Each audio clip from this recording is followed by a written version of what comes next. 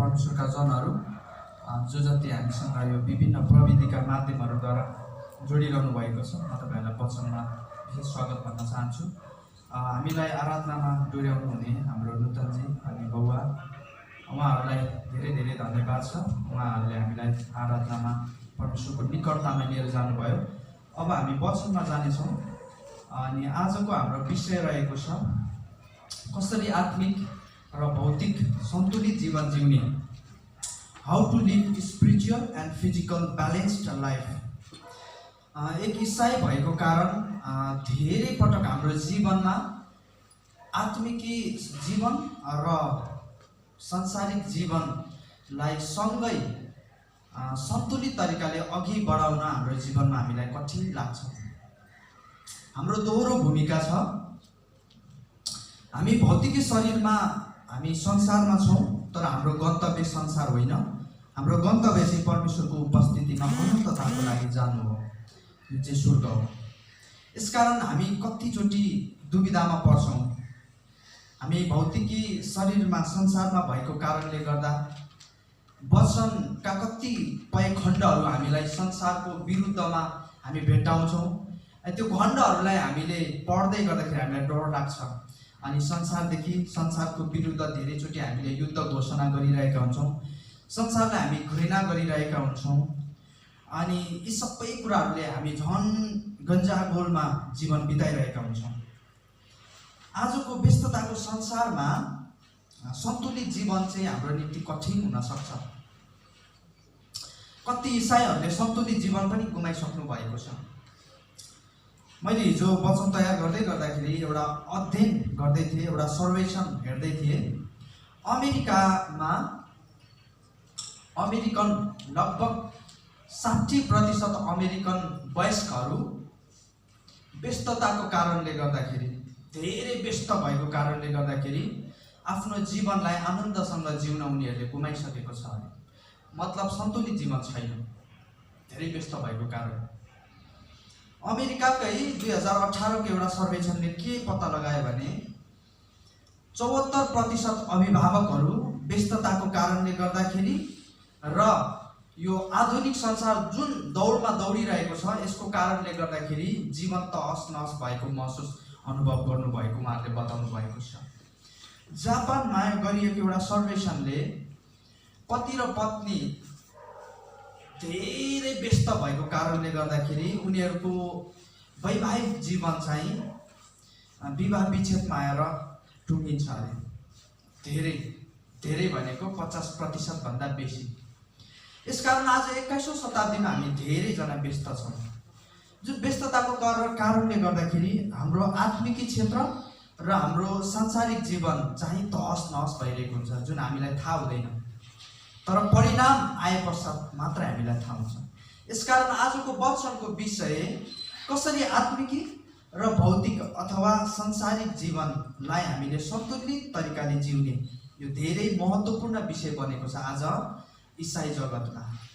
यसकारण आज आउनुहोस् हामी यो वचनहरूमा जानेछौँ। एउटा भनाइ म तपाईँहरूलाई कोट गरेर म आजको वचनमा लिएर जान चाहन्छु। हामी इसाईहरू आफैलाई संसारबाट वञ्चित गरेर आत्मिकी जीवन जिउन सक्दैनौँ। हामी इसाईहरू आफैलाई संसारबाट वञ्चित गरेर आत्मिकी जीवन जिउन सक्दैनौँ र आत्मिकी क्षेत्रबाट छुटेर संसारमा बाँच्न सक्दैनौँ। यो दुईटै आयामहरू हाम्रो जीवनमा एकदमै आवश्यक छ, महत्त्वपूर्ण छ। यो दुईटै आयाम बिना हामी बाँच्न सक्दैनौँ। हामीलाई भौतिकी सांसारिक जीवन पनि आवश्यक छ र हामीलाई आत्मिकी क्षेत्र पनि उत्तिकै आवश्यक छ। र प्रश्न चाहिँ यो हो कि कसरी यो दुईटै क्षेत्रहरूलाई हामीले हाम्रो जीवनमा सन्तुलित तरिकाले, ब्यालेन्स तरिकाले अघि बढाउने, यो चाहिँ प्रश्न हो। त्यसको लागि आउनुहोस् हामी पहिलो हाम्रो भागमा जाउँ। वचनको पहिलो भाग चाहिँ हामीले के बुझ्न आवश्यक छ भने आत्मिकी र भौतिक अथवा सांसारिक आयाम, यो दुईटै आयाम चाहिँ एक आपसमा जोडिएको छ। यो कुरा पहिला हामीले बुझ्नुपर्छ। यो दुईटै क्षेत्र, आत्मिकी क्षेत्र र सांसारिक क्षेत्र चाहिँ एक आपसमा जोडिएको छ। यो दुईटै क्षेत्र एक अर्का भन्दा भिन्न भए तापनि, फरक भए तापनि यो दुईटै क्षेत्र एकअर्कासँग जोडिएको छ। म कृपया तपाईँहरूलाई म अनुरोध गर्न चाहन्छु, तपाईँहरूको मोबाइलहरू साइलेन्टमा राखिदिनु होला। आवाज आइरहेको छ, डिस्टर्ब भइरहेको छ है। यस कारणले तपाईँहरूको ध्यान चाहिँ वचनभन्दा यताउता नजाओस्। यसकारण तपाईँहरूले आफ्नो मोबाइलहरूलाई अघि पनि सञ्चालिकाज्यूले भनिसक्नुभयो, हामी पूर्ण रूपमा 100% हामी वचनलाई दिनेछौँ है। 100% वचनलाई दिनेछौँ। तपाईँहरूको केन्द्र चाहिँ आज वचनमा होस्। आत्मिकी र भौतिकी क्षेत्र, यो दुईटै क्षेत्र चाहिँ एक आपसमा जोडिएको छ। यो कुरा हामीले बुझ्नुपर्छ है। यो कुरा हामीले बुझ्नुपर्छ। धेरैचोटि हामी आत्मिकी क्षेत्रमा जिउन चाहन्छौँ र हामीले भौतिकी सांसारिक जीवनलाई हामीले के गरिरहेका हुन्छौँ? घृणा गरिरहेका हुन्छौँ। सांसारिक जीवनलाई हामीले त्यागिरहेका हुन्छौँ। तर यो दुईटै क्षेत्र एक आपसमा जोडिएको छ। हाम्रो जीवन यी दुई क्षेत्रहरूसँग जोडिएको हुन्छ। यसकारण यी दुवै क्षेत्रहरू हाम्रो जीवनमा सन्तुलित तरिकाले हामीले अघि बढाउनु पर्छ। कसरी एकअर्कासँग जोडिएको छ यो कुरालाई हेरौँ है त। पहिलो बुँदा चाहिँ मानिस चाहिँ भौतिकी शरीरभित्र आत्मिकी प्राणी हो। भौतिकी शरीरभित्रको आत्मिकी प्राणी हो मानिस चाहिँ। मानिस के हो? मानिस अचम्मको सृष्टि हो। परमेश्वरले उत्पत्ति पहिलो अध्यायमा मानिस बनाउनु भयो अनि उत्पत्ति दोस्रो अध्यायमा मानिसको शरीर बनाउनु भयो। खासमा परमेश्वरले मानिस भन्ने नाउँ चाहिँ आत्मिकी प्राणीलाई दिनुभएको थियो र परमेश्वरले आत्मिकी प्राणीलाई काम दिनुभयो, जसलाई हामी हिब्रूमा इरागन भन्छौँ। तर त्यो काम चाहिँ आत्मिकी प्राणीले गर्न नसक्ने सांसारिक काम, आत्मिकी प्राणीले सांसारिक कुराहरूसँग सामना गर्न नसक्ने भएको कारण परमेश्वरले आत्मिकी प्राणीलाई चाहिँ सांसारिक शरीर बनाइदिनु भयो, जुन चाहिँ संसारमा चहल पहल गर्न सक्दथ्यो। अनि त्यो आत्मिकी प्राणीलाई लिएर सांसारिक शरीरभित्र हालिदिनु भयो। यसकारण मानिस चाहिँ भौतिकी शरीरभित्र आत्मिकी प्राणी हो। दुईटै क्षेत्रमा सम्बन्धित छ मानिस चाहिँ। तपाईँहरूले ध्यान दिनुहोस् है। आजको वचन अलिकति कठिन हुनसक्छ तपाईँहरूको निम्ति बुझ्नको निम्ति। मानिस चाहिँ भौतिकी शरीरभित्र आत्मिकी प्राणी हो। यसकारण एउटा मानिस चाहिँ बाँच्नको लागि चाहिँ यो दुईटै क्षेत्रहरू उत्तिकै महत्त्वपूर्ण भूमिका खेलिरहेको हुन्छ। यो दुईटा क्षेत्रले, तपाईँलाई थाहा छ कति मानिसहरू बिहान उठेर व्यायाम गर्नुहुन्छ, असल डाइट पेल्नुहुन्छ, असल खानेकुराहरू खानुहुन्छ, शरीरलाई चाहिने हरेक कुरा उहाँले लिइरहनु भएको हुन्छ, तत्त्व मिनरल्सका कुरा, त्यही पनि रोगी हुन्छ। किन? किनभने मानिस स्वस्थ रहनको लागि भौतिकी संसारले मात्र भूमिका खेलिरहेको हुँदैन, उसको आत्मिकी क्षेत्र पनि त्यत्तिकै दरिलो हुनुपर्छ, स्वस्थ हुनुपर्छ। नत्र ऊ आत्मामा चाहिँ कमजोर भइरहेको हुन्छ, रोगी भइरहेको हुन्छ। यसकारण एउटा मानिसको लागि चाहिँ यो दुईटै क्षेत्रहरू उत्तिकै महत्त्वपूर्ण हुन्छ। दोस्रो बुँदा चाहिँ भौतिक शरीरको पहिलो प्राथमिक उद्देश्य भनेको चाहिँ प्राण र आत्मालाई घर प्रदान गर्नु हो, निवास प्रदान गर्नु हो। यो शरीरले चाहिँ आत्मा र प्राणलाई चाहिँ घर प्रदान गर्ने गर्दछ। आत्मा र प्राण केमा बस्दछ? शरीरमा। तेस्रो बुँदा चाहिँ हामी संसारमा छौँ तर संसारका होइनौँ। हामी संसारमा छौँ तर संसारका होइनौँ। हामी आत्मिकी संसारको निम्ति हौँ तर त्यसमा छैनौँ। ध्यान दिनुहोस् है। हामी संसारका हौँ तर संसारका होइनौँ। हाम्रो गन्तव्य चाहिँ अघि पनि मैले भने, हाम्रो गन्तव्य चाहिँ स्वर्ग हो, आत्मिकी क्षेत्र हो। तर अहिले त्यसमा हामी बाँच्दैनौँ, अहिले हामी संसारमा छौँ। यसकारण हाम्रो जीवनमा यो दुईटै क्षेत्रहरू उत्तिकै महत्त्वपूर्ण भइरहेको हुन्छ। पावलले पनि भन्नुभयो हाम्रो नागरिकता चाहिँ कहाँको हो अरे? स्वर्गको हो। तर अहिले हामी स्वर्गमा छैनौँ। नागरिकताले चाहिँ पहिचानलाई बोकेको हुन्छ। यसकारण हाम्रो पहिचान चाहिँ स्वर्गको हो, संसारको होइन। तर संसारमा हामीले काम गर्नुपर्नेछ। यसकारण हामी दुईटै क्षेत्रहरूमा सम्बन्धित छौँ। हामी चाहिँ एउटा राजदूत जस्तै हौँ। तपाईँलाई एम्बेसडरको उदाहरण दिउँ अझ बुझाउनको लागि। नेपालको राजदूत जसले नेपाललाई प्रतिनिधित्व गर्छ, ऊ नेपालमा बस्दैन, ऊ विदेशमा बस्छ, होइन? मानव नेपालको राजदूतले अमेरिकामा नेपाललाई प्रतिनिधित्व गर्दैछ, रिप्रेजेन्ट गर्दैछ भने नेपालको राजदूत अब कहाँ बस्छ? अमेरिकामा बस्छ, नेपालमा बस्दैन। अमेरिकाको राजदूत नेपालमा आएर बस्छ। हामी पनि ख्रिस्टका राजदूतहरू जस्तै हौँ। हामी स्वर्गका हौँ, हामी स्वर्गलाई प्रतिनिधित्व गर्छौँ, तर हामी संसारमा छौँ। जसरी एउटा राजदूत चाहिँ, नेपालको राजदूत चाहिँ विदेशमा बस्छ। यो चाहिँ एउटा गाह्रो टास्क पनि हो, एउटा गाह्रो जिम्मेवारी पनि हो। ख्रिस्टलाई प्रतिनिधित्व गर्दै हामी संसारमा बाँच्नु पर्नेछ। त्यस्तो अर्को बुदा चाहिँ हाम्रो भौतिकी जीवनले हाम्रो अनन्ततालाई निर्धारण गर्छ। हेर्नुहोस् है, यो धेरै महत्त्वपूर्ण बुदा हो। हाम्रो भौतिकी जीवनले हाम्रो अनन्ततालाई निर्धारण गर्छ। हामी संसारमा कसरी जिउँदैछौँ, हामी संसारमा कसरी बाँच्दैछौँ, यसले हामी अनन्तता कहाँ बाँच्नेछौँ यो कुराको निर्धारण गर्छ। यसकारण हाम्रो संसारको जीवन चाहिँ धेरै महत्त्वपूर्ण छ, किनभने यही जीवनले हामी हाम्रो अनन्तता कहाँ बाँच्नेछौँ भन्ने कुरालाई निर्धारण गरिरहेको हुन्छ। हाम्रो वर्तमानले हाम्रो भविष्य निर्धारण गर्दछ। हाम्रो भौतिकी शरीर चाहिँ अस्थायी हो, तर हाम्रो आत्मा चाहिँ स्थायी हो, सदा सदाको लागि हो। अर्को बुदा चाहिँ हामी हरेकको यस पृथ्वीमा परमेश्वरले दिनुभएको उद्देश्यको निम्ति छौँ। यस संसारमा हामीले परमेश्वरको उद्देश्यलाई पुरा गर्नको निम्ति हामी पृथ्वीमा छौँ।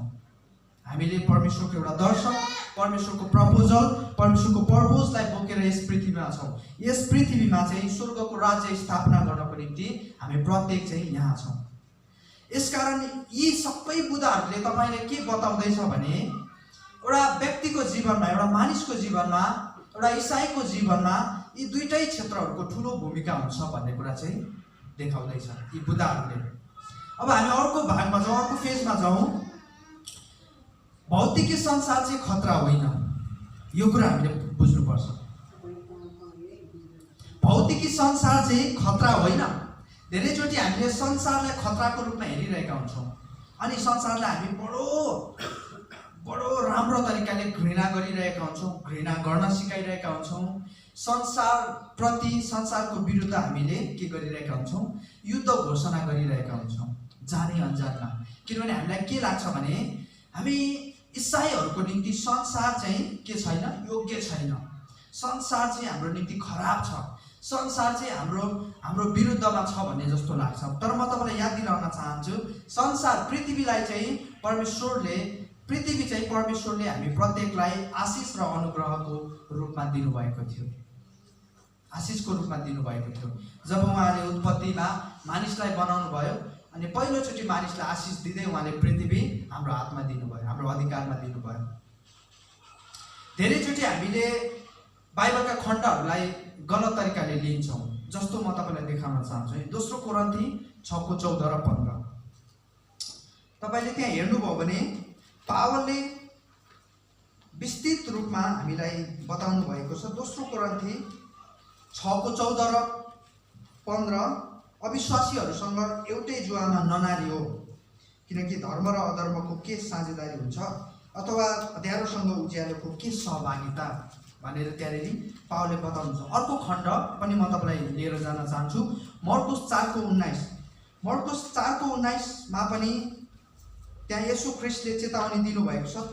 मर्कुस 4:19 तपाईँले लेख्नुहोस्, यसरी त्यहाँनिर येशू ख्रीष्टले बताउनु भएको छ, तर यस संसारको फिक्री र धनको मोह र अरू थोकको लालच आएर वचनलाई निसासी दिन्छ, ती फलवन्त हुँदैनन्।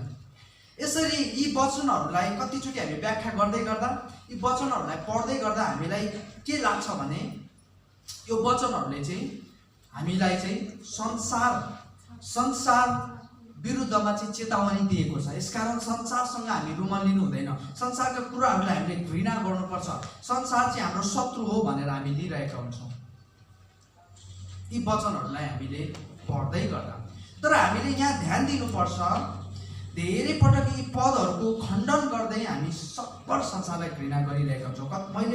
मैले देखेको छु, सुनेको छु, कति जनहरूले यी वचनका खण्डहरूलाई मिसइन्टरप्रेट गरेर, गलत व्याख्या गरेर संसारको विरुद्धमा विश्वासी जनहरूलाई खडा गराइरहनु भएको हुन्छ। तर के साँच्चै यो वचनले चाहिँ संसारको विरुद्धमा हामीलाई उभ्याएको हो त? संसारको विरुद्धमा हामीलाई चेतावनी दिएको? यो कुरा चाहिँ हामीले धेरै ध्यान दिनुपर्छ। मैले अघि पनि भने पृथ्वी सृष्टि गर्नु हुँदै गर्दाखेरि परमेश्वरले आफूले बनाउनु भएको हरेक थोकलाई असल देख्नुभयो। यसको मतलब संसार र संसारमा भएको यावत थोक के छ? असल छ। यसकारणले यहाँ वचनले भन्न खोजेको चाहिँ समस्या चाहिँ संसार होइन, समस्या चाहिँ संसारमा भएको यावत थोक होइन, तर समस्या चाहिँ के हो त, यी थोकहरूप्रतिको हाम्रो के हो, लोभ, लालच, मोह हो।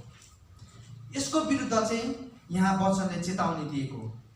जब हामी परमेश्वरलाई भन्दा संसारका यी विभिन्न यावत थोकहरूलाई बढी प्रेम गर्छौँ अनि खतरा हुन्छ संसार चाहिँ हाम्रो लागि। संसार कति बेला खतरा हुन्छ, जति बेला परमेश्वरको स्थानमा हामी कुनै पनि यावत थोक राख्छौँ त्यो नै हाम्रो निम्ति खतरा हुन जान्छ। यसकारणले हामी कतिचोटि हामीले आत्मिक क्षेत्रलाई हाम्रो जीवनमा धेरै माथि राखिरहेका हुन्छौँ र संसारिक जीवनलाई, संसारिक क्षेत्रलाई हामीले धेरै तल राखिरहेका हुन्छौँ, जस कारणले गर्दाखेरि हाम्रो जीवनमा सन्तुलन हुँदैन। सन्तुलन नभएको कारणले गर्दा हाम्रो जीवनहरू चाहिँ गोलमाल भइरहेको हुन्छ, तहस नहस भइरहेको हुन्छ। आज मैले बताउने विषय चाहिँ संसारको विषयमा मात्रै हो। संसारलाई ग्रीकमा कोस्मोस भनिन्छ। संसारलाई ग्रीकमा कोस्मोस भनिन्छ, जसको अर्थ चाहिँ व्यवस्थित हुन्छ, सुन्दर हुन्छ, शान्तमय हुन्छ। अनि म तपाईँलाई बताउन चाहन्छु, जब परमेश्वरले संसारलाई बनाउनु भएको थियो, उहाँले संसारलाई असल बनाउनु भएको थियो, सुन्दर बनाउनु भएको थियो, व्यवस्थित ढङ्गले बनाउनु भएको थियो। हरेक कुरालाई उहाँले हेर्नुभयो र त्यो कुरा चाहिँ सुन्दर थियो, असल थियो, व्यवस्थित थियो। तर जब मानिसहरूले यसप्रतिको मोह, समस्या चाहिँ अदनको बगैँचामा समस्या चाहिँ त्यो असल र खराबको रुखको फल थिएन। समस्या चाहिँ परमेश्वरले दिनुभएको आज्ञालाई भङ्ग गर्ने मानिसको नियतमा थियो। समस्या चाहिँ हरेक थोक सुन्दर थियो, हरेक थोक असल थियो। यसकारण कतिचोटि हामी संसारमा रहँदै गर्दाखेरि हामीले संसारका मानिसहरूलाई घृणा गर्नु पर्दैन। प्रियहरू, संसारका थोकहरूलाई घृणा गर्नु पर्दैन, संसारका विभिन्न यावत थोकहरूलाई घृणा गर्नु पर्दैन। तिनीहरूको विरुद्ध हाम्रो हृदयमा तितोपना हामीले उब्जाउनु पर्दैन, किनभने ती सबै थोक असल छ यदि हामीले ती थोकहरूलाई सन्तुलित तरिकाले लियौँ भने।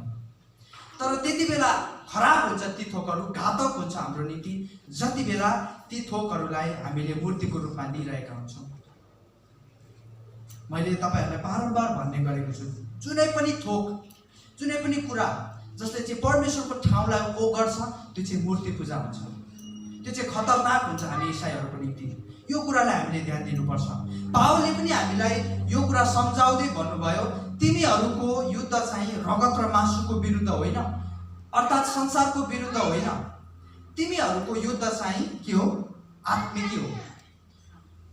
ती स्वर्गमा भएको किल्लाहरूको विरुद्ध हो, शैतानको विरुद्ध हो, दियाबलसको विरुद्ध हो। तर हामीले धेरैचोटि संसारको विरुद्ध हाम्रो युद्धहरू चाहिँ घोषणा गरिरहेका हुन्छौँ, संसारको विरुद्ध हामी लडिरहेका हुन्छौँ, हामी मानिसहरूको विरुद्ध लडिरहेका हुन्छौँ।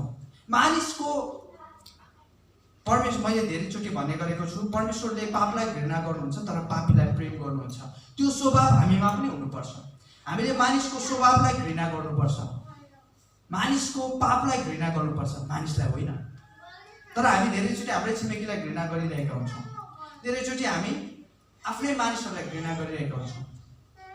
हामीले उनीहरूको स्वभावलाई घृणा गर्नुपर्छ तर उनीहरूलाई होइन। यसकारण जब हामी संसारमा बाँचिरहेका हुन्छौँ, संसारमा जिउँदै गर्छौँ, किनभने मैले अघि पनि भने संसारमा चाहिँ हाम्रो जीवन छोटो छ। मूसाले भन्नुहुन्छ हाम्रो जीवन चाहिँ केवल 90 वर्ष मात्रै हो, 70 वर्ष मात्रै हो, अनि हाम्रो दिनहरू चाहिँ गनिएको छ। तर यो संसारमा जिउँदै गर्दाखेरि यदि हामीले प्रभावशाली रूपमा जिउन सक्यौँ भने हाम्रो आत्मिक क्षेत्रमा जिउने जीवन चाहिँ सुन्दर हुन्छ। हामी परमेश्वरको उपस्थितिमा जाँदै गर्दाखेरि हामी त्यो इनामलाई चाहिँ हामी रिसिभ गर्न सक्छौँ, ग्रहण गर्न सक्छौँ। यसकारण प्रियहरू, यहाँनिर येशू ख्रीष्टले चेतावनी दिनुभएको चाहिँ संसारको विरुद्ध होइन रहेछ, तर के को विरुद्ध रहेछ, संसारमा भएको यावत थोकहरूको लालच, मोह, यसको फिक्री, यसको विरुद्ध चाहिँ हामीलाई परमेश्वर येशू ख्रीष्टले चाहिँ मर्कुस 4:19 चेतावनी दिनुभएको छ। एउटा दृष्टान्त येशू ख्रीष्टले बताउनु भयो, जुन दृष्टान्त चाहिँ लुका, तपाईँहरूले मसँगै पल्टाउन सक्नुहुन्छ, लुका 12को 16 देखि 21 सम्म, लुका 12को 16 देखि 21 सम्म त्यहाँ येशू ख्रीष्टले एउटा दृष्टान्त बताउनु भयो। यहाँ पनि मैले तपाईहरुलाई स्पष्ट गराउन खोजेको कुरा चाहिँ बाइबलले जहिले पनि संसारको विरुद्ध होइन, तर संसारमा भएका यावत थोकहरू प्रतिको हाम्रो लालच, लोभ, मोह, यसको विरुद्ध चाहिँ हामीलाई जहिले पनि बाइबलले चेतावनी दिन्छ। बाइबल पढ्दै गर्दा हामी यो कुरामा स्पष्ट हुनुपर्छ। हामी हेरौँ वचनलाई। कुनै एकजना धनी मानिसको जमिनमा प्रशस्त उब्जनी भयो। उसले संसारमा जिउँदै गर्दाखेरि उसले भौतिक आशिषहरू पूर्ण तरिकाले बटुलेको थियो। उसले हरेक थोक उसले प्राप्त गरेको थियो। त्यसले मनमा नै गुन्न लाग्यो, मेरो अन्न राख्ने ठाउँ मसित छैन, अब म के गरौँ?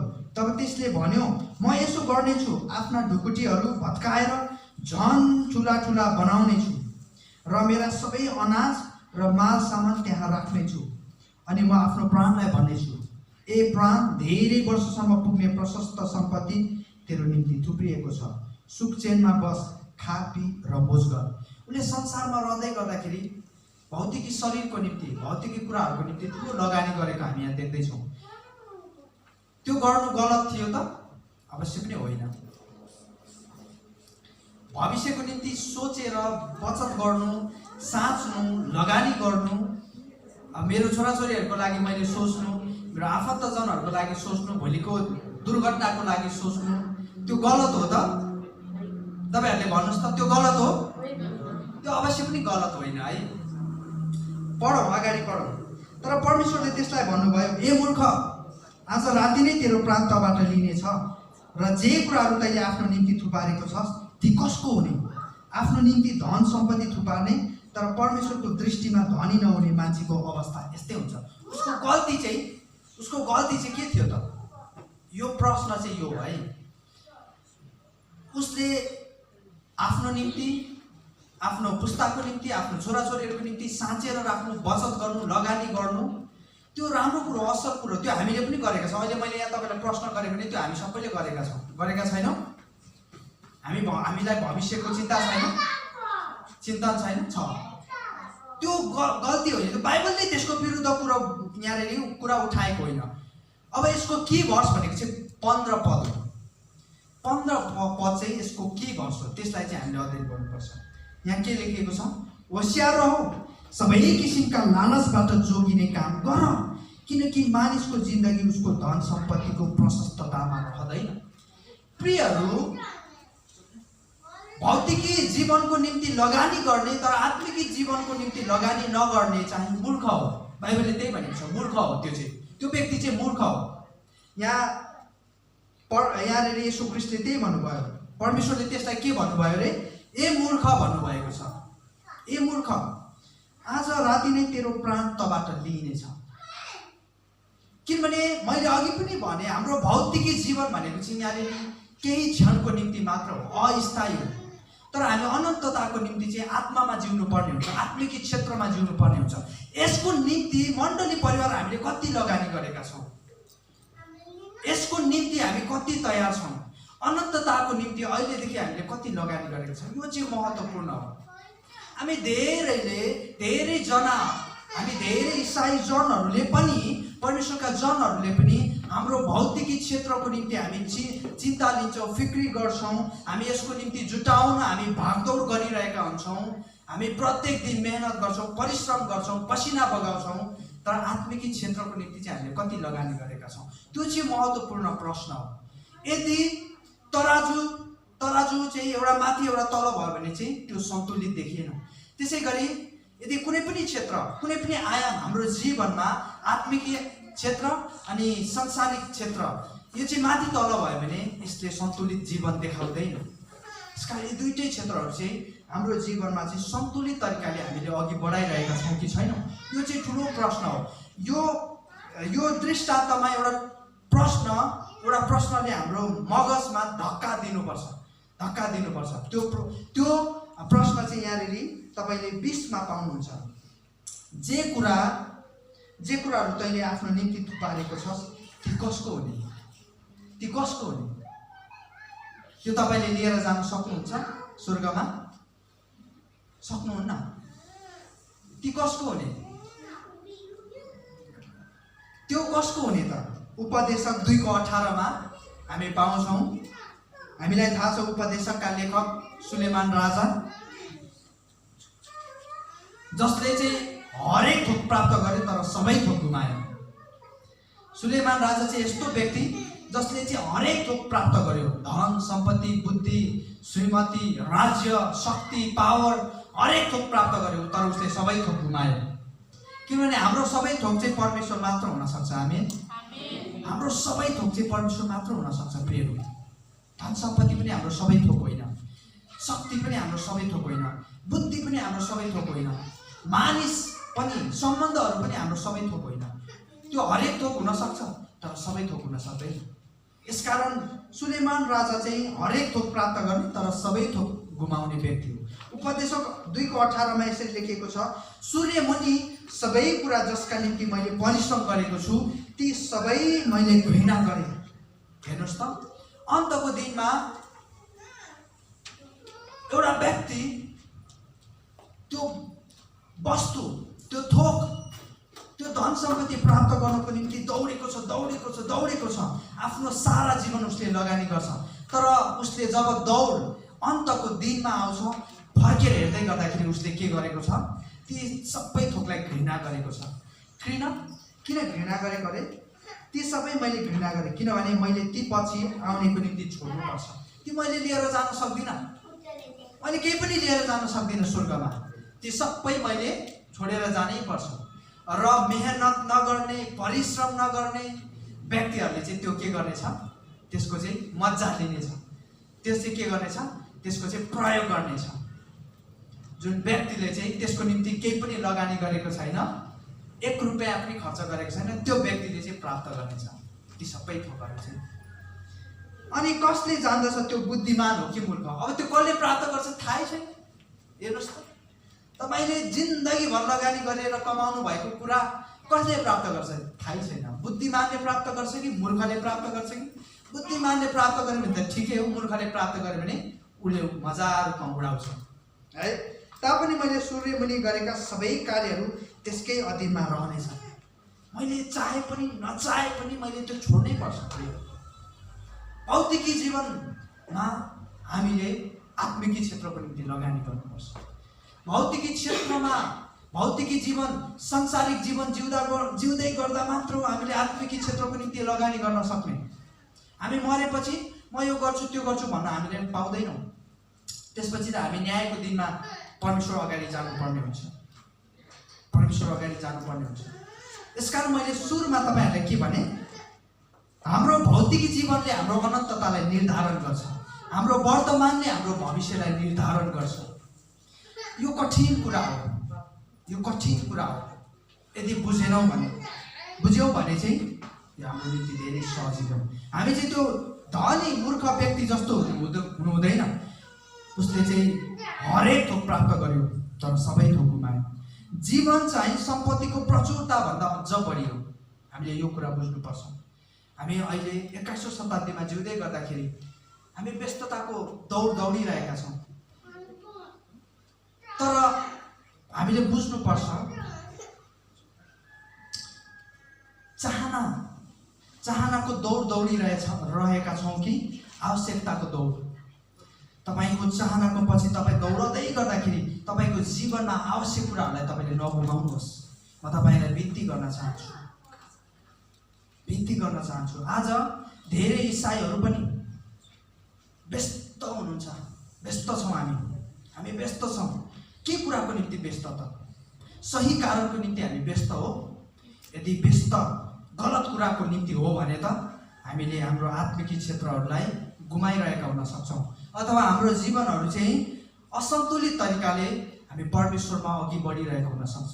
यसकारण म तपाईँलाई बिन्ती गर्न चाहन्छु, हामी प्रत्येकले बुझ्नुपर्छ भौतिकी सांसारिक जीवनमा हुँदै गर्दा नै हामीले आत्मिक क्षेत्रको निम्ति लगानी गर्ने हो। नत्र भए हामी पनि सुलेमान राजा जस्तै अन्तिममा पछुताउनु पर्ने हुन सक्छ। अर्को कुरा चाहिँ हामीले बुझ्नुपर्छ संसार कति बेला हाम्रो निम्ति खतरा हुन्छ। मैले अघि तपाईँहरूलाई बताएँ संसार हाम्रो निम्ति खतरा होइन, तर संसार र संसारमा भएका यावत थोकहरूको निम्ति जब हामी मरिमेट्छौँ, त्यो धनी मूर्ख व्यक्ति जसरी मरिमेट्छौँ, हाम्रो जीवनमा परमेश्वरको स्थानलाई हामी त्यागेर हामी विभिन्न थोकहरूलाई परमेश्वरको स्थानमा राख्छौँ, त्यति बेला चाहिँ संसार हाम्रो निम्ति साँच्चीकै खतरा हुन्छ। दोस्रो कोरिन्थी 4:18ले हामीलाई यसरी बताउँदछ, हामी दृश्य कुराहरूको पछि होइन, तर हामी चाहिँ अदृश्य कुराहरूलाई हेर्छौँ, यसको निम्ति हामी तृषित हुन्छौँ। किनभने दृश्य कुराहरू चाहिँ केही क्षणको निम्ति मात्र हो, तर अदृश्य कुराहरू चाहिँ सदाको निम्ति हो, सदाको निम्ति हो। यो कुरा चाहिँ हामीले बुझ्नुपर्छ प्रिय, यो कुरा चाहिँ हामीले बुझ्नुपर्छ। त्यो धनी व्यक्तिले परमेश्वरलाई खोजेन, उसले आत्मिक क्षेत्रको निम्ति लगानी गरेन। उसले चाहेको भए त्यो परमेश्वरले दिनुभएको उसको जीवनमा प्रशस्तताले परमेश्वरले भौतिक आशिषले भरिदिनु भएको चाहेको भए उसले त्यसले ठुला ठुला कामहरू गर्न सक्थ्यो, परमेश्वरको सेवकाई गर्न सक्थ्यो, परमेश्वरलाई धन्यवाद दिन सक्थ्यो, तर उसले त्यो गरेको छैन। ऊ भित्र चाहिँ अझै पनि के भरिएको छ? लालच भरिएको छ। एउटा कुरा तपाईँले याद गर्नुहोस्, लोभले जहिले पनि हाम्रो हृदयलाई भ्रष्ट पार्छ, लालचले जहिले पनि हाम्रो हृदयलाई करप्ट पार्छ। जब परमेश्वरले लुसिफरलाई स्वर्गमा अथाह शक्ति दिनुभयो, तब लुसिफरको हृदयमा चाहिँ लालचले उसको हृदय भरिएको छ। परमेश्वरले एउटा आज्ञा चाहिँ स्वर्गदूतहरूलाई पनि दिनुभएको थियो, एउटा व्यवस्था। त्यो व्यवस्था चाहिँ के हो भने, तैँले आफ्नो सारा हृदय, सारा समाज, सारा शक्तिले परमेश्वरलाई प्रेम गर्नु। यो आज्ञाले चाहिँ स्वर्गदूतहरू पनि बाँधिएको थियो। यसकारणले यो नियम, यो व्यवस्था चाहिँ के हो? सबैभन्दा पहिलो प्रथम हो नि, होइन? सबैभन्दा महान, ग्रेटर र फर्स्ट। किनभने स्वर्गदूतहरू पनि यो व्यवस्थाले चाहिँ बाँधिएको थियो। तर दियाबलसको हृदयमा चाहिँ लालच, लोभ आयो। उसले भन्छ, म चाहिँ यो शक्तिले मलाई पुगेन, यो अधिकारले मलाई पुगेन, म चाहिँ परमेश्वर परमप्रभु भन्दा पनि माथि उभिनेछु, उठ्नेछु, मेरो राज्यहरूलाई चाहिँ म त्यति धेरै माथि खडा गर्नेछु, म परमेश्वर भन्दा महान हुनेछु। हेर्नुहोस् है, शक्तिको लालच, लोभले उसलाई चाहिँ करप्ट बनायो। परमेश्वरले उसलाई अथाह बुद्धि दिनुभएको थियो, ज्ञान दिनुभएको थियो, स्किल दिनुभएको थियो, अधिकार दिनुभएको थियो स्वर्गमा, तर पनि उसको हृदय चाहिँ करप्ट भयो, भ्रष्ट भयो। किन? लोभको कारणले गर्दा। यसकारण प्रियहरू, म तपाईँलाई सतर्क गराउन चाहन्छु। जब हाम्रो हृदयमा लालच, लोभ, मोह भन्ने कुरा, कुनै पनि कुराको लागि हामी मरिमेट्छौँ नि, त्यसपछि हामीले आफैलाई सतर्क गराउनुपर्छ। ए मेरो प्राण भनेको छ नि, धेरैचोटि दाउदले के भन्छ? ए मेरो प्राण भन्छ। त्यो चाहिँ आफैसँग बोलेको, अरूसँग बोलेको होइन। तपाईँ आफैसँग बोल्नुहोस्। तपाईँ जब एक्लो कोठामा प्रार्थना गर्न बस्नुहुन्छ, सङ्गति परमेश्वरसँगको समय बिताउनुहुन्छ, तपाईँले आफैलाई प्रश्न गर्नुहोस्, ए मेरो प्राण, ए मेरो प्राण, ए मेरो हृदय, तेरो स्थानमा चाहिँ को बसेको छ? परमेश्वर बसेको छ कि अरू नै थोक बसेको छ? ए मेरो प्राण, खबरदार गराउनुहोस् आफ्नो हृदयलाई, आफ्नो प्राणलाई खबरदार गराउनुपर्छ। हामीले प्रियहरू आफ्नो प्राणसँग बोल्नुपर्छ। मैले अघि पनि भने, हामी त प्राण आत्मा शरीरले बनेको व्यक्ति मानिस, हामी आत्मासँग पनि बोल्नुपर्छ, हामी प्राणसँग पनि बोल्नुपर्छ, हामी आफैसँग बोल्नुपर्छ। तपाईँलाई चाहिँ फेरि आफूसँग बोल्दा अरूले फेरि पागल भन्ला होइन, मुरमुराउँदै गर्दाखेरि, जोरमुराउँदै गर्दाखेरि, तर केही छैन। परमेश्वरसँग तपाईँ समय बिताउनुहोस् है, परमेश्वरसँग समय बिताउनुहोस्। कति बेला हाम्रो निम्ति संसार चाहिँ खतरा हुन्छ, संसारको यावत थोकहरू चाहिँ खतरा हुन्छ है, संसारको सङ्गत खतरा हुन्छ, संसारको सम्पत्ति खतरा हुन्छ, संसारको शक्ति, ओहदा, पद खतरा हुन्छ। त जति बेला यी थोकहरूले हाम्रो हृदयमा परमेश्वरको स्थानलाई ओगर्छ, त्यति बेला यी थोकहरू चाहिँ खतरा हुन्छ। यसकारण हामी जहिले पनि आफैलाई सतर्क गराउनुपर्छ है। अर्को बुदामा जाउँ, अर्को हामी भागमा जाउँ। तपाईँहरू निदाउनु त भएको छैन नि? वचनलाई ध्यान दिनुहोस् है त। एउटा मण्डलीमा वचन सुने पश्चात पास्टरले प्रार्थना गर्नुभयो अरे, अनि पास्टरले आमेन भन्नुभयो अरे। एकजना विश्वासी त उदोमुदो लगाएर प्रार्थना गरेको गर्छ अरे। पछि त घर सुतिरहेको रहेछ विश्वासी त, अनि अन्तिममा पास्टरलाई गएर भन्नुहुन्छ अरे, सबैले भने सबैले भने आमेन मलाई कसैले छामेन भनेर भन्छ है। त्यस्तो चाहिँ नहोस् है। हामी वचनमा छौँ। अर्को भाग चाहिँ के परमेश्वर हामीले संसारलाई घृणा गरेको चाहनुहुन्छ? के साँच्चै परमेश्वर हामीले संसारलाई घृणा गरेको चाहनुहुन्छ त? यो चाहिँ प्रश्न हो। धेरैचोटि हामीले सुनेका छौँ। म पनि बच्चामा बालक हुँदै गर्दाखेरि मलाई धेरै अग्रजहरूले भन्नुहुन्थ्यो है, संसारका कुराहरूलाई तिमीले घृणा गर्नुपर्छ। संसार बाइबलले त्यस्तो भनेको छ, संसारसँगै एउटै जुवामा ननाल्यो भनेर। तर हामीले बुझ्नुपर्छ, बाइबलको पृष्ठभूमिलाई हामीले बुझ्नुपर्छ। बाइबलले खासमा स्पष्ट रूपमा के भनेको त्यो हामीले बुझ्नुपर्छ। अवश्य पनि परमेश्वरले यो चाहनुहुन्न कि हामीले संसारलाई घृणा गरेको चाहनुहुन्न। किनभने मैले सुरुमै भने परमेश्वरले तपाईँ र हामीलाई संसार चाहिँ पृथ्वी चाहिँ एउटा आशिषको रूपमा दिनुभएको थियो, अनुग्रहको रूपमा दिनुभएको थियो। र जब परमेश्वरले संसारलाई बनाउनु भयो, यो सुन्दर थियो, यो शान्त थियो, यो शान्तिले भरेको थियो, यो हार्मोनीले भरेको थियो, हरेक व्यवस्थित थियो यहाँ चाहिँ। तर जब मानिसहरूको हृदय करप्ट भयो, मानिसको हृदय भ्रष्ट भयो, मानिसको हृदयमा लोभ र लालच मोहले भरिँदै गयो अनि संसार चाहिँ अझ कुरूप हुँदै गयो। आज हेर्नुहोस् त, तपाईँ चारैतिर हेर्नुहोस्, संसारमा लडाइँ भइरहेको छ, झगडा भइरहेको छ है। एकअर्काप्रतिको घृणा छ। एउटा जातिले अर्को जातिलाई डोमिनेट गरिरहेको छ, दबाइरहेको छ। यो संसार चाहिँ समस्या होइन। मैले फेरि पनि भने, संसार समस्या होइन, तर संसारप्रतिको हाम्रो मोह है, हाम्रो लोभ, हाम्रो जति पनि लालच छ, त्यो चाहिँ समस्या हो। समस्या चाहिँ गाडी चढ्नुमा होइन। संसारिक मानिसहरूले गाडी चढ्छ, हामी इसाईहरूले चढ्नु हुँदैन भनेको हो त? संसारसँग एउटै जुवामा ननाल्यो भनेर होइन नि। अवश्य पनि गाडी चढ्नु समस्या होइन, गाडी किन्नु समस्या होइन। तर शनिबार सङ्गति जाने बेला पनि त्यही गाडीलाई सुमसुम्याएर तपाईँ गाडी धोके गर्नुहुन्छ भने त्यो समस्या हो। हेर्नुहोस् है, त्यो समस्या हो। अब मोबाइल चलाउनु, अहिले हरेकको हातमा के छ? मोबाइल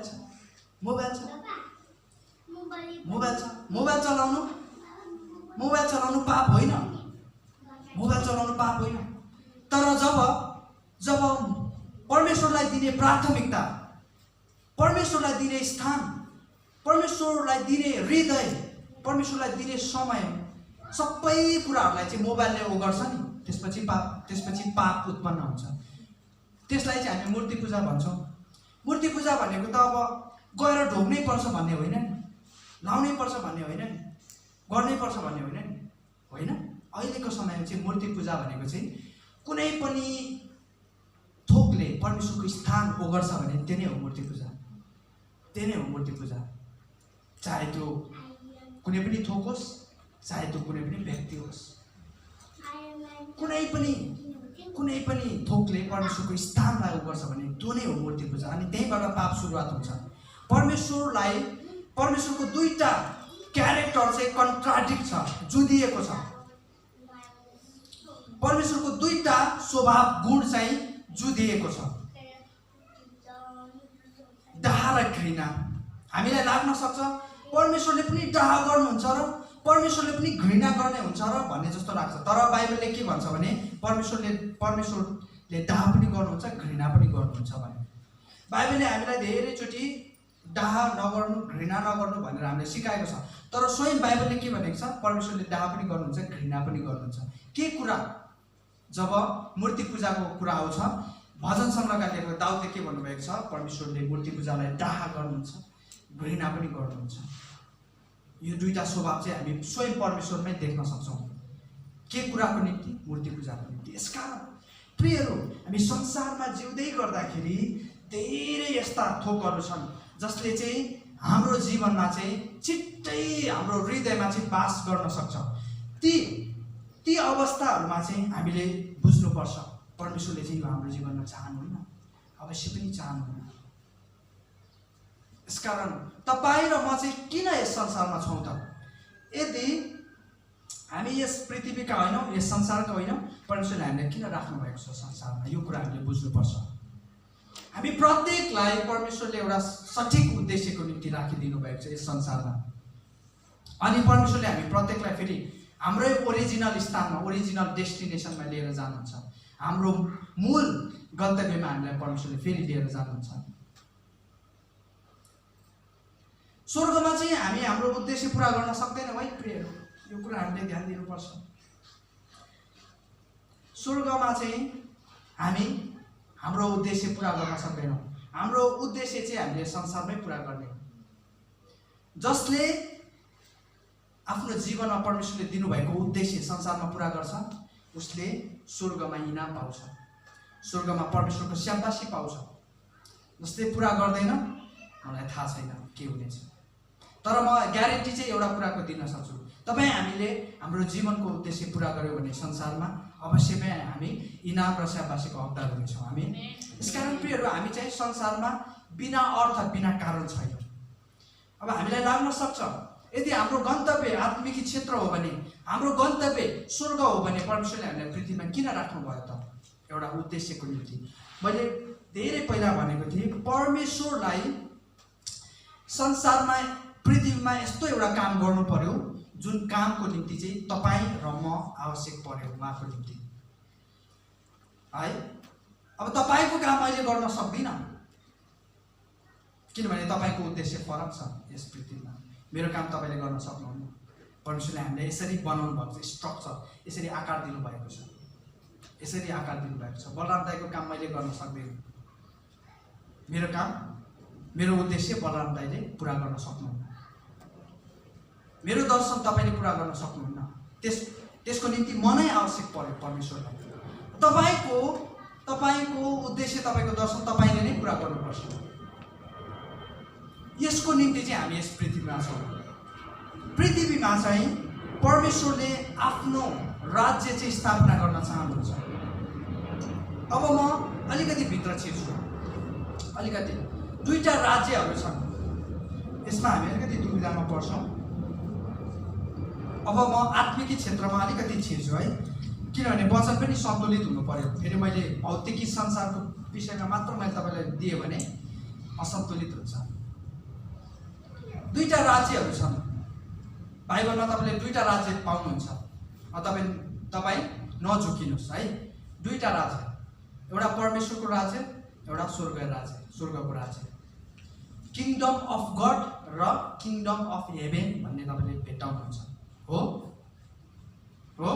भेट्टाउनु भएको छ तपाईँहरूले बाइबल पढ्दै गर्दा। दुईटा राज्यहरू, एउटा परमेश्वरको राज्य, एउटा स्वर्गको राज्य। यो दुईटा राज्य एउटै होइन, हामीले बुझ्नुपर्छ।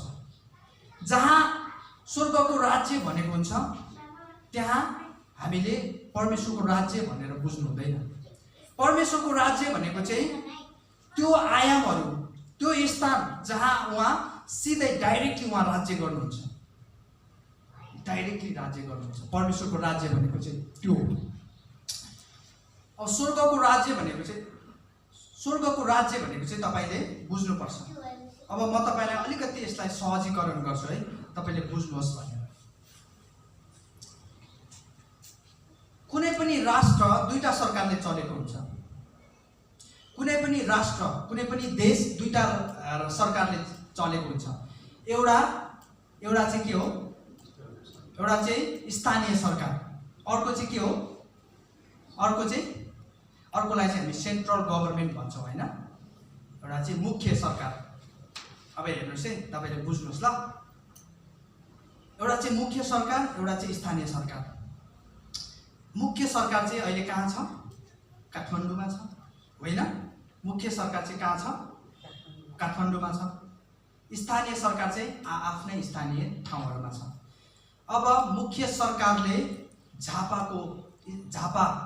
झापाको क्षेत्रलाई नियन्त्रण गर्न, चलाउन, राज्य गर्नको निम्ति झापामै पुग्नु पर्दैन। त्यहाँ को छ अलरेडी? पहिले त्यहाँ के छ? स्थानीय सरकार छ। अब बुझ्नुहोस् है त। स्वर्गको राज्य भनेको चाहिँ मुख्य सरकार हो। स्वर्गको राज्य भनेको चाहिँ मुख्य सरकार हो। परमेश्वरको राज्य भनेको चाहिँ स्थानीय सरकार जस्तै हो। बुझ्नुभयो? स्वर्गको राज्य भनेको चाहिँ स्वयं स्वर्ग हो, स्वयं त्यो स्थानहरू हो जहाँ परमेश्वर स्वयंले के गर्नुहुन्छ? राज्य गर्नुहुन्छ। तर परमेश्वरको राज्य भनेको चाहिँ हरेक ती स्थानहरू, हरेक ती ठाउँहरू, हरेक ती प्लानेटहरू, हरेक ती युनिभर्सहरू जहाँ परमेश्वरले इन्डाइरेक्टली के गर्नुहुन्छ, राज्य गर्नुहुन्छ। अब ध्यान दिउँ, परमेश्वरले स्वर्गको राज्यलाई आफैले राज्य गर्नुहुन्छ भने पृथ्वीको राज्यलाई चाहिँ उहाँ स्थानीय सरकारलाई उहाँले छोडिदिनु भएको छ। र स्थानीय सरकार भनेको चाहिँ को हो त? को हो? तपाईँ हामी हौ। पृथ्वीमा चाहिँ तपाईँ हामी हौ। उहाँ चाहिँ हाम्रो माध्यमद्वारा यस पृथ्वीमा राज्य गर्नुहुन्छ। यसकारण येशू ख्रीष्टको पहिलो प्रचार चाहिँ के थियो? पहिलो सार्वजनिक प्रचार चाहिँ के थियो? पश्चाताप गर, किनभने स्वर्गको राज्य चाहिँ कहाँ आइसकेको छ? पृथ्वीमा आइसकेको छ। परमेश्वरले येशू ख्रीष्टले पनि हामीलाई त्यो जिम्मेवारी सुम्पिदिएर जानुभयो। येशू ख्रीष्टले अन्तमा के भन्नुभयो? तिमीहरूले मैले नगरेको तिमीहरूले महान कामहरू चाहिँ ठुला ठुला काम चाहिँ तिमीहरूले गर्नेछौ। तिमीहरूलाई त्यो अधिकार फेरि पनि सुम्पिएको छ। जब येशू ख्रीष्ट क्रुसमा चढी जानुभयो, त्यो चाबीहरू चाहिँ, त्यो स्वर्गका चाबीहरू चाहिँ, त्यो अधिकारहरू चाहिँ तपाईँ र मलाई परमेश्वरले दिनुभयो। अबको जिम्मेवारी चाहिँ तपाईँ र मेरो। यसकारण भौतिक संसारमा चाहिँ हामी छौँ। अघि पनि हामीले प्रार्थना गर्दै थियौँ, परमेश्वरलाई धन्यवाद दिँदै थियौँ। आजको यो सुन्दर एक दिन चाहिँ उहाँले हाम्रो जीवनमा थपिदिनु भयो। भौतिक संसारमा उहाँले हामीलाई अझै पनि हाम्रो जिम्मेवारीहरू चाहिँ अझै पनि बाँकी भएको कारण उहाँले हामीलाई यस ठाउँमा अझै पनि एक दिन थपिदिनु भयो।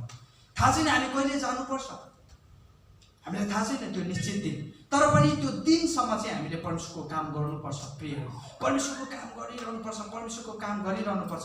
यसैको निम्ति भौतिक संसारमा चाहिँ हामी छौँ। तर जब हामी यो दुईटै क्षेत्रहरूलाई हाम्रो जीवनमा महत्त्व दिँदैनौँ, असन्तुलित तरिकाले जिइरहेका हुन्छौँ, हामी परमेश्वरको काम गर्न सक्दैनौँ।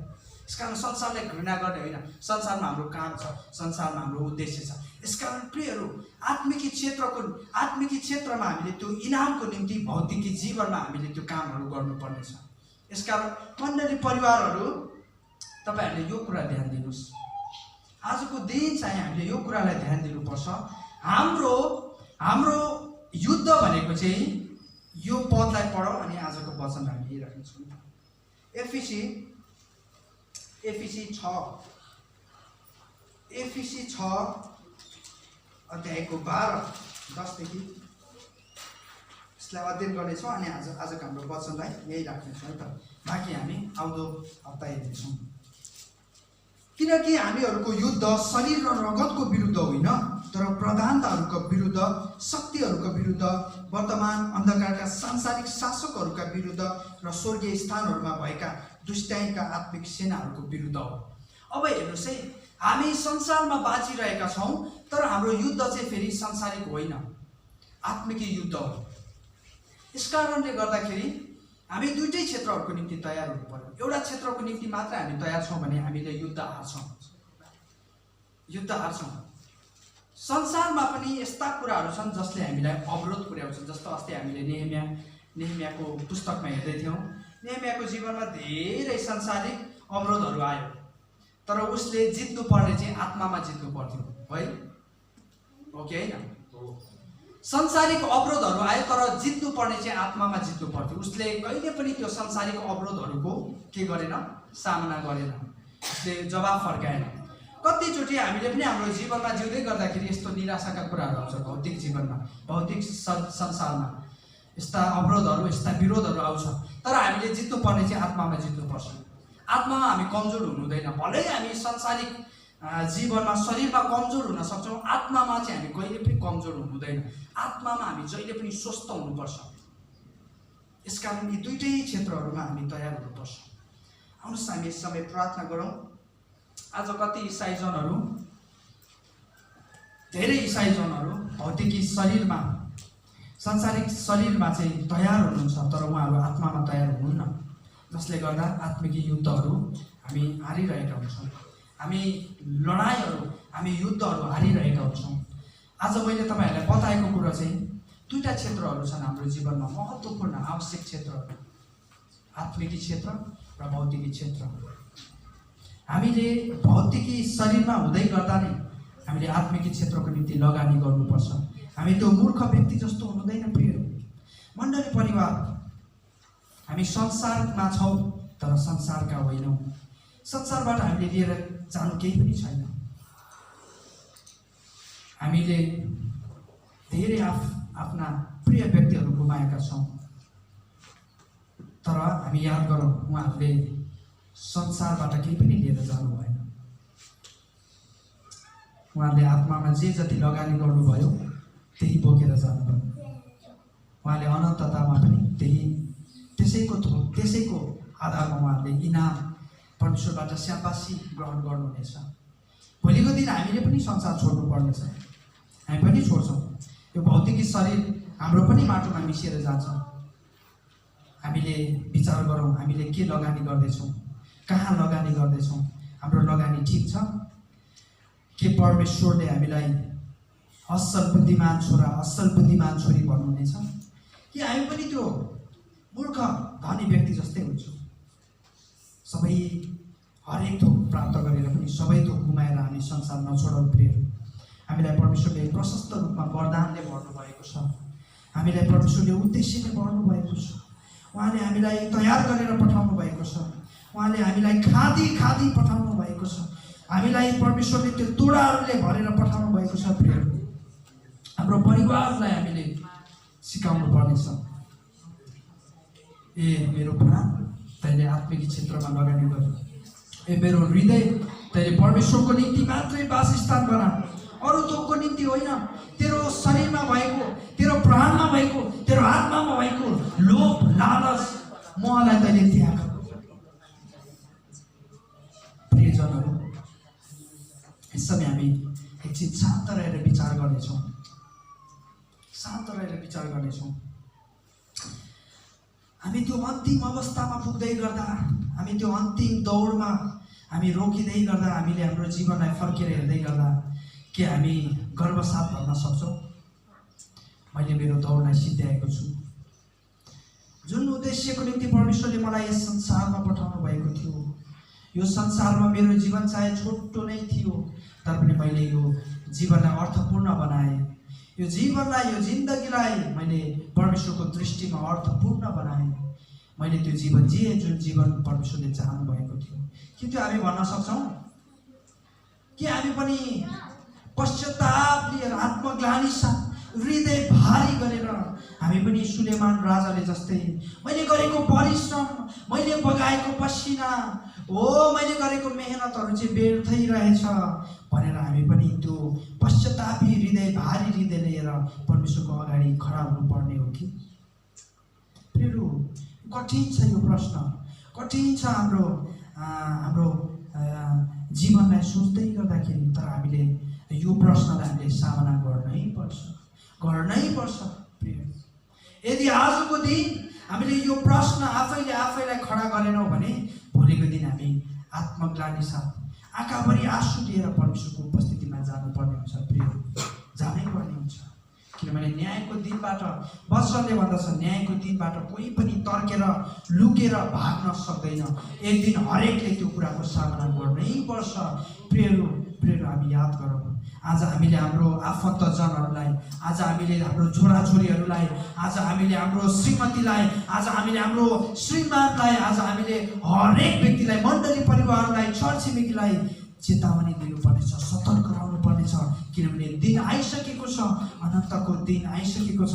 आज हामी संसारको चारै कुनाहरूतिर हेरौँ, हरेकमा ती चिन्हहरू ती बाइबलले बोलेका कुराहरू आइपुगिसकेका छन्। हामी तयार हुनुपर्छ। हामीले संसारलाई घृणा गर्ने होइन प्रियहरू, संसारका यावत थोकलाई घृणा गर्ने होइन।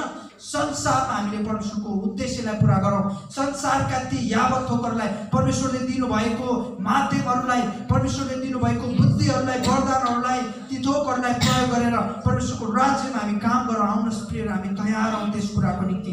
एकले अर्कालाई दोस्याउने होइन, एक अर्का विरुद्धमा तितोपना हृदय लिएर हिँड्ने होइन। आजको दिन चाहिँ प्रियहरू, हामी प्रत्येकले आफूलाई त्यो अनन्तको दिनको निम्ति, आत्मिक क्षेत्रको निम्ति तयार गर्नुपर्नेछ। जसरी मर्कुस 4:19 येशू ख्रीष्टले भन्नुभयो, खबरदार तिमीहरूले यदि आफ्नो हृदयमा वचनलाई ठाउँ नदिएर अनि तिमीहरूको हृदयमा फिक्रीलाई, लोभलाई, लालचलाई स्थान दिइरहेका छौ भने तिमीहरूको जीवनमा कुनै पनि फल देखिने छैन। तिमीहरूले परमेश्वरको राज्यमा काम गर्न सक्ने छैनौ। तिमीहरूले संसारलाई प्रेम गरेको कारणले परमेश्वरको राज्यमा तिमीहरू खडा हुन सक्ने छैनौ। प्रियहरू, हामी आफैलाई प्रश्न गर्नुपर्नेछ। आज हाम्रा कति परिवारहरू भड्केर गएका छन्।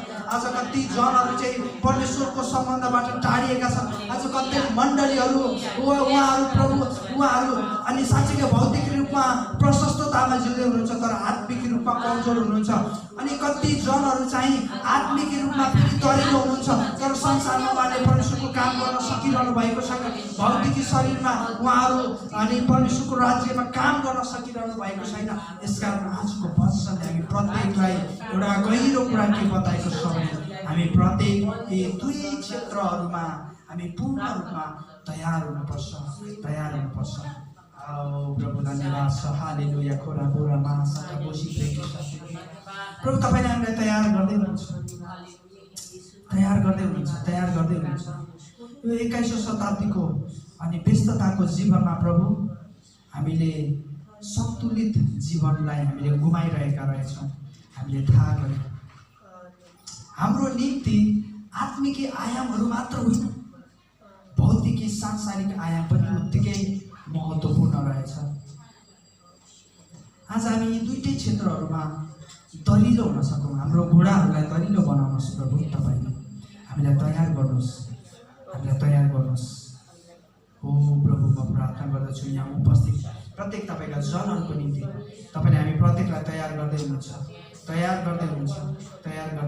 केवल प्रभु एक दिनको लागि मात्र होइन, हो प्रभु एक हप्ताको लागि मात्र होइन, एक महिनाको लागि मात्र होइन, जीवनभरिको निम्ति अनि त्यसपछिको अनन्तताको निम्ति पनि तपाईँले हामीलाई तयार पार्दै हुनुहुन्छ।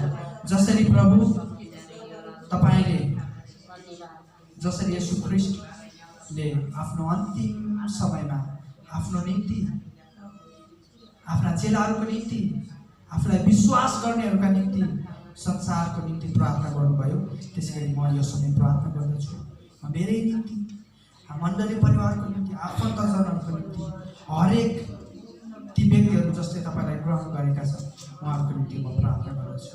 प्रभु तपाईँले हरेकलाई सहायता गर्नुभएको र तयार पार्नुभएको र उहाँको जीवनहरू प्रभु म तपाईँको हातमा सुम्पदछु।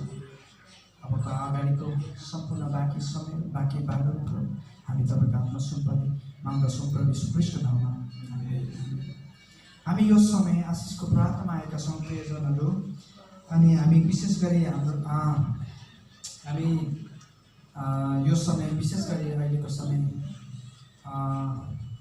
आत्मिकी रूपमा, शारीरिक रूपमा मात्र होइन तर आत्मिकी रूपमा पनि जो कमजोर हुनुहुन्छ, जो रोगी हुनुहुन्छ अनि उहाँहरूको निम्ति पनि हामी प्रार्थना गर्न चाहन्छौँ। यसकारण तपाईँहरू जो आफैलाई अस्वस्थ महसुस गरिरहनु भएको छ तपाईँहरू अगाडि आउन सक्नुहुन्छ।